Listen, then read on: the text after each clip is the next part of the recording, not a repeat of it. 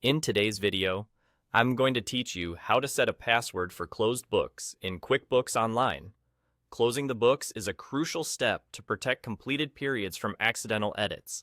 It locks in your financial results up to a date you choose, and by adding a password, you require anyone making changes to acknowledge the impact and confirm authorization. Here's how to set that up clearly and confidently. First, sign in to QuickBooks Online with an admin-level account. In the upper right corner, click the gear icon. This opens your main settings menu, where you'll find the controls for your company preferences. From there, select Account and Settings. In the menu on the left, choose the Advanced tab. This is where QuickBooks keeps key accounting controls for your company file. Look for the Accounting section and click the option to edit it. Inside this panel, you'll see the setting called Close the Books. Turn this on by checking the box. As soon as you do, a closing date field appears. Enter the date through which you want your books locked. Most businesses set this to the end of a completed month, quarter, or year, ideally after all reconciliations and final adjustments are done. Below the date, open the drop-down for how QuickBooks should handle changes to closed periods. Choose Allow changes after viewing a warning and entering password. This is the strongest safeguard for everyday use because it still allows authorized corrections when truly necessary, while adding a clear checkpoint.